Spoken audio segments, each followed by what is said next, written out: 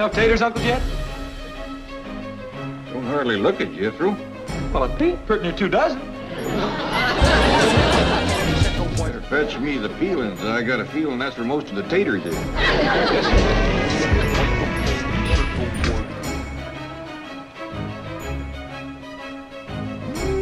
Doggies. How's it taste, Uncle Jed? Pitiful. Maybe them peelings will help. Dump 'em in.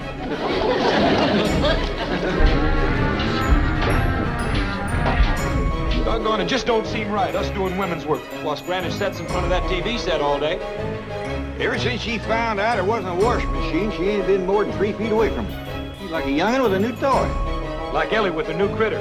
How come she ain't in her doing this cooking? Jethro, I just don't believe Ellie was cut out for fixing victuals. Never forget the time she made that gooseberry pie. Ruined our best goose and a whole bucket of berries. You mean she put together? She did, and it was a mess, I'll tell you. I got her and Skipper out looking for stuff to put in this here. Pa, Skipper found some onions. Onion? Hey, they ought to go dandy in here. Well, Skipper, give him the pie. Thank you, Skipper. These here Beverly Hills onions ain't got a lot of bite to them. But the tops sure do flower out pretty. Jethro? Wash these and drop them in the pot. Tops and all? Yeah, we need all the flavor we can get. Where'd you find them, Ellie? Over to the Drysdales. Did you ask the Drysdales, could you borrow some onion? Well, yes, sir, Pa. Miss Drysdale says go around to the kitchen door and get something to cook. But Skipper found some on the way, and we didn't have to bother nobody. Fine and dandy. Drop them in the pot, Jethro. Don't just stand there sniffing them. Would you like some more? There's a whole big patch of them. A few more might help, Ellie. That stew ain't got too much going for it. Come on, Skipper. Let's go pull up some more onions. How's it going, boy?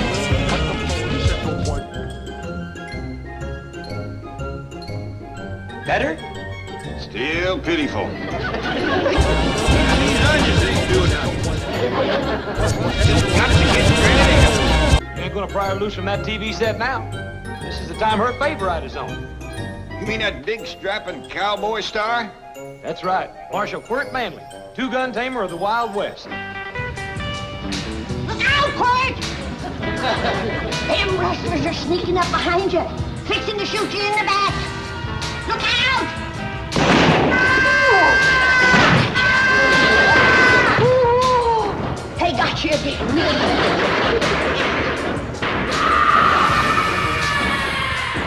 Oh, you're done for now, Quirt. That's it, you dirty coward! Right off and leave him with a back full of bullets!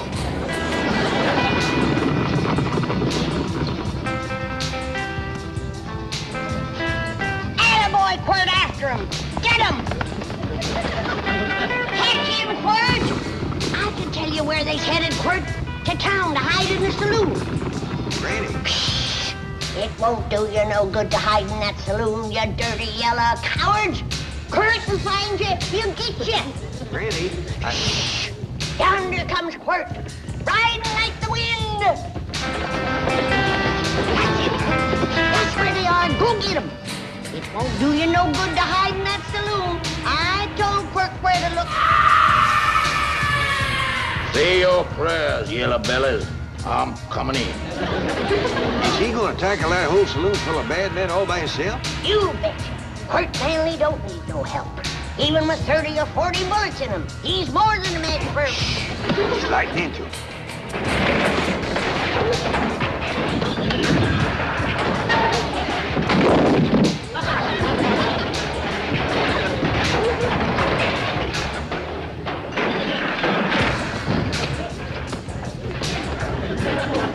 See, Jed? I told you he didn't need no help.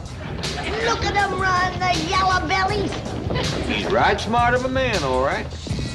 Old Quirt chased them clean out of town. Next time, I won't go so easy on you. Yes, sir, Granny. He sure is a rip-snorting fighter, old Quirt. Oh, look yonder. Now he's fixing to wrestle his horse. No, Jed. After a fight, he always hugs old Silver Trigger. And then he rides off into the sunset. See? Fine figure of a man. Sits tall in the saddle. Well, don't he have no sweetheart like Hoot Gibson always had? No, ain't no girl good enough for Quirt Manley. He only loves his horse and his dog. Him and Ellie'd sure hit it off. Both of them being fond of critters and neither one of them having a sweetheart. Yonder goes the man for Ellie Mae. If he can tame the whole Wild West, I reckon he can tame one wild girl. Leastwise, he'd have a fighting chance. Whereabouts would a fella go to find old Quirt? Off into the sunset, I reckon. That's where they always go. Mighty big place to commence looking. Sorry, Skipper, but you must not uproot Mrs. Drysdale's prize, Bulbocodium vernum. That's the botanical term for daffodil. Now, if you're a good boy, if you're a good boy, Jane has a reward for you. A genuine Quirt Manley cowboy outfit. Bet you like it.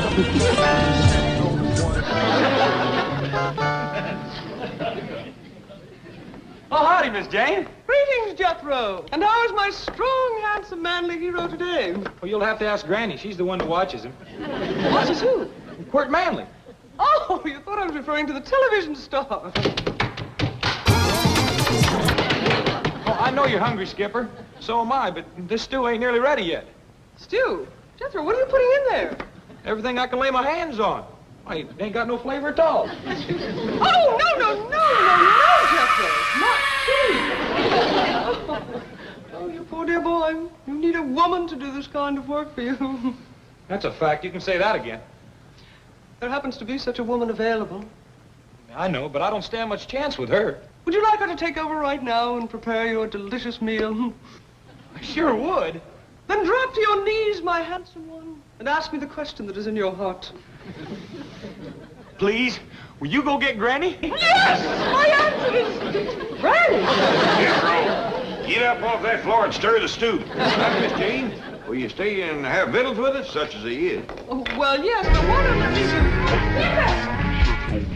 Come on, Skipper, let's swing through the trees. Ellie, what are you doing? Wait, play an ace, come here. Ellie, no, please, be careful! Sure would like to know where to find that Quirt Manley. Well, if you mean the television star, he lives right here in Beverly Hills. He does? Could we get him to meet up with Ellie Mae?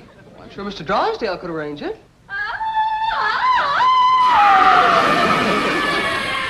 I sure wish he'd hurry. That monkey's liable to get himself hurt.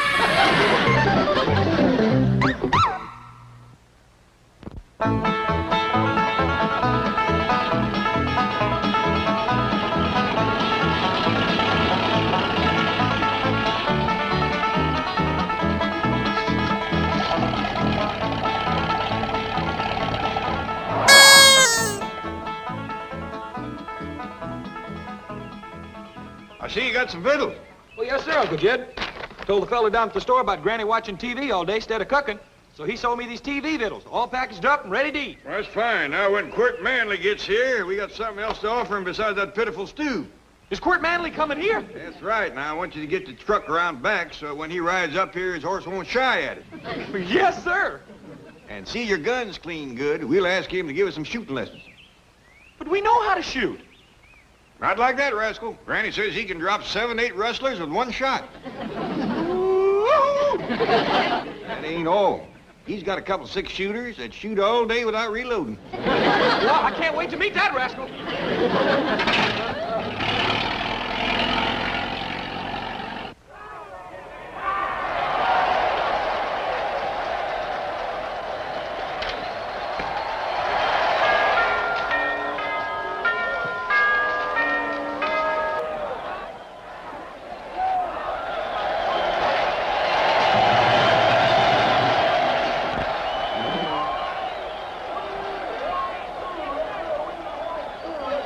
What are they scrapping over, Granny?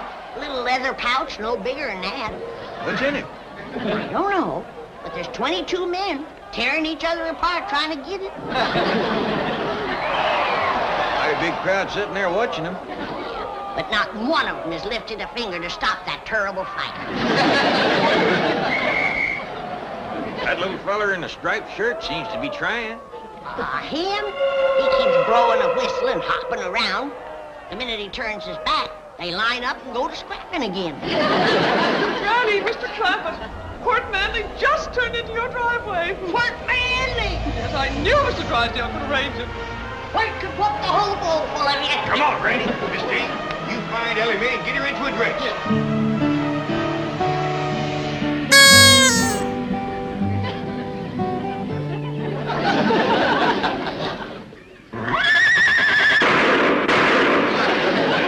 That's Quirt, all right. I'd no silver triggers in any place. What about them 2 gunshots? Brace yourself, kid. We're liable to find 30 or 40 rustlers laying out front.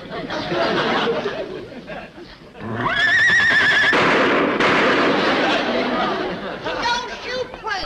We ain't rustlers. We friends, Miss Manley. That we is. How come you ain't riding Silver Trigger? Did them dirty rustlers get him? We'll have to find him, but I ain't no Court Manley.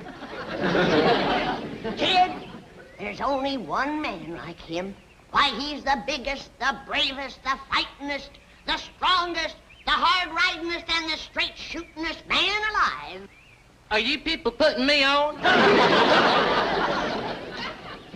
Who said that? Somebody back here? Is that you spoke, Mr. Manley? Oh, yeah, well, sure it was. I got a sore throat. Sometimes the voice just sneaks out that way. Well, come on in, Quirt. I'll doctor you. Ain't got the time, ma'am. Ain't got the time. Still, I'll autograph a couple of pictures for you before I go.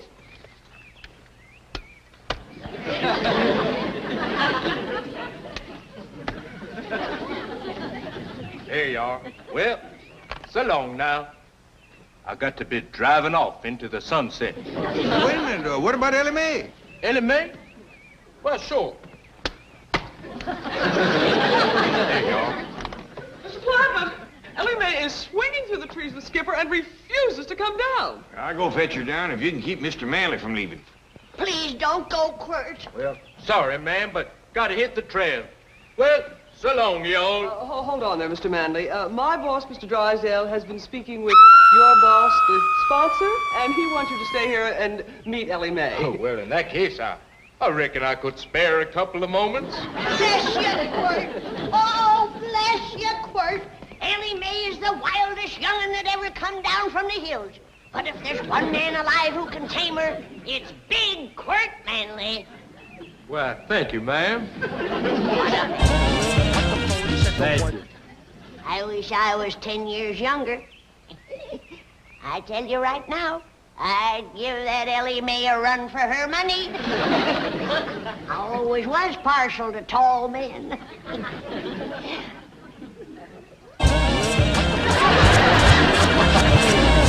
Come on, you and me are gonna have to jug together. Oh, I know you don't drink, but it won't hurt you to fall off the wagon just once. Now,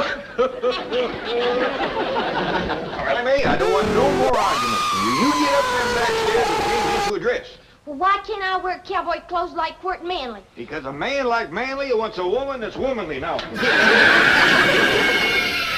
get through, did you? What are you pouring into the stew? Cornmeal. Gives it some body.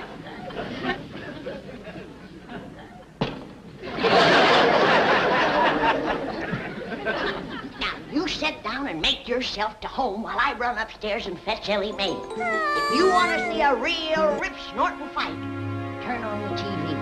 There's 22 fellers are having a real knockdown and drag-out. Of course, you could whoop them with one hand.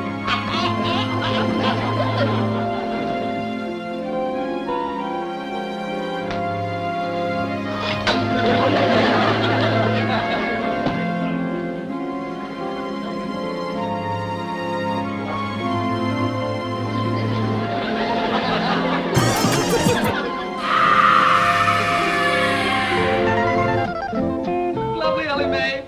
Simply lovely. Here. I'll go the back way and get your father.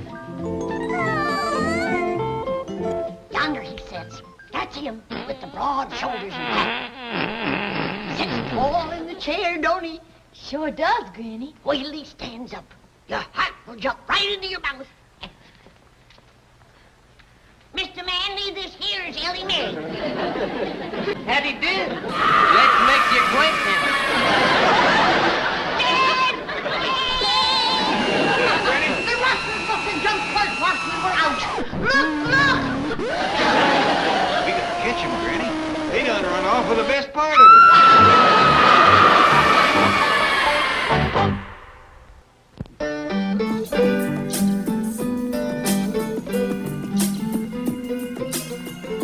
Granny, I know you've had a cruel blow seeing your hero come apart like that right in front of your eyes, but you can't drown your sorrows in a jug.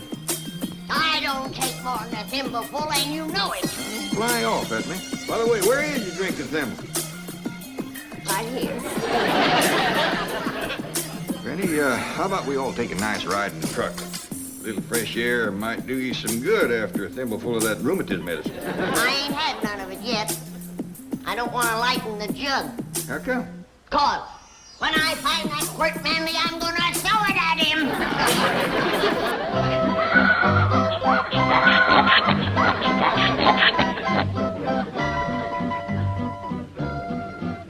Gee, that's the first time I've ever seen a swimming chicken. Shucks, that's nothing. I got a cat that swims, too. And a rooster that plays dead, a dog that climbs trees, and a turkey that shakes hands. My goodness, I just love animals like these. That is, the little ones. Big animals like horses kind of scare me. But you ride like the wind on TV. Oh, that's not me, Ellie Mae. That's my double. He does my riding, shooting, fighting, falling off cliffs and things like that. I have another double who does the deep voice for me.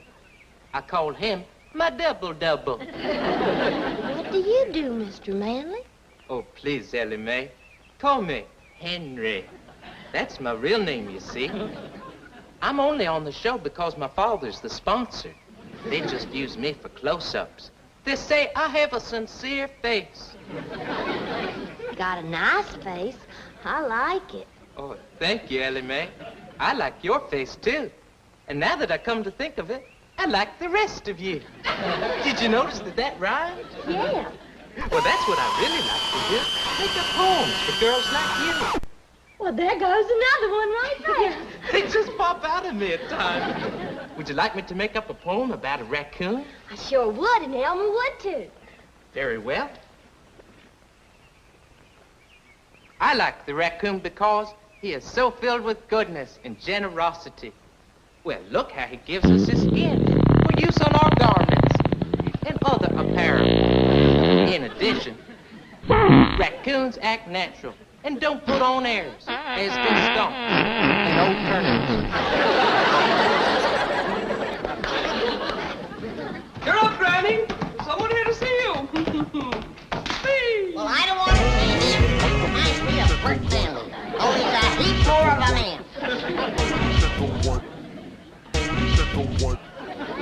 Handles a gun a heap better, too.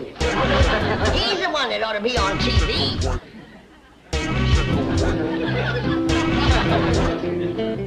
Hi, Ellie Mae. Hey, excuse me, little fella. Can you tell me where I can find Mr. Quirt Manley? I noticed you was toting his hat for him. Well, this here is Quirt Manley, Jethro. Stop joking, Ellie Mae. I'm in a hurry. I want to ask him if I can borrow his pretty car to drive around the block a couple times. Well, yes, you may, Jethro. The car belongs to my father, so it's all right. Hee-hoo! Hey, do you think he'd tear me to pieces if I borrowed his hat, too? I can promise you he won't.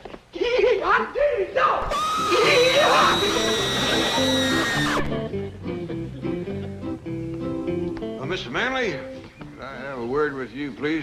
I know what you're going to say, Mr. Clampett, and I don't blame you for wanting to shoot me. Oh, ain't nothing like that at all. I just want to talk to you about Granny. Guess I must have been a terrible disappointment to her. She is a mite let down, but I think we can pull her out of it if we all tug together. Now, first off, I'm going to learn you how to shoot a gun, and Ellie here is going to learn you how to fight. I'm afraid of guns, but I might like learning to fight.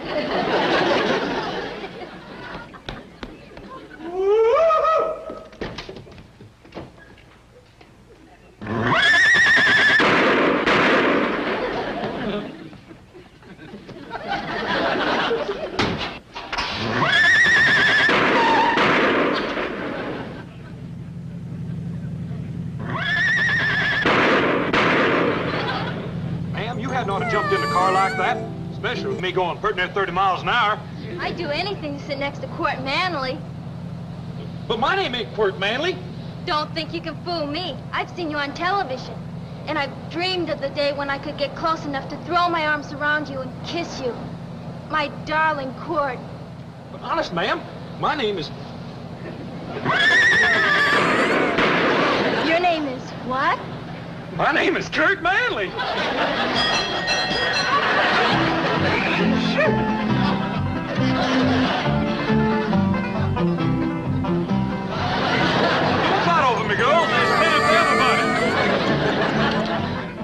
I tell you, Granny, that little feller is a crack shot.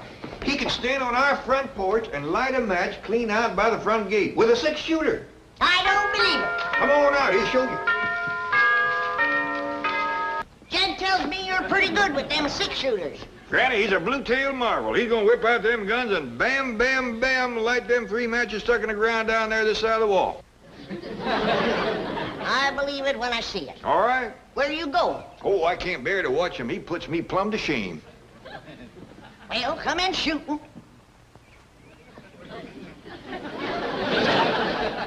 You count to 3, and I'll draw and fire. 1, 2, 3. Well,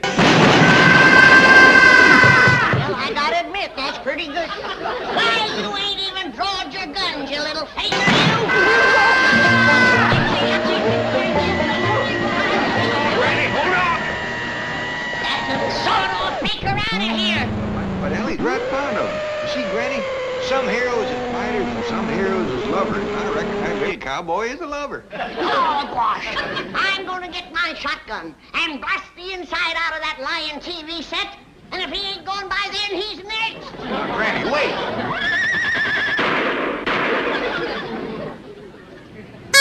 Hey, look at there! Look at what I got! Jethro, where'd you get all these girls? Well, they think I'm a rich TV star. Say, if you girls cotton the money, I'll show you how you can divide up that whole roll. There's a little cowboy inside there. All you gotta do is go in there and make a big fuss over him and take on about how cute he is. Will you do it? Sure. Where are you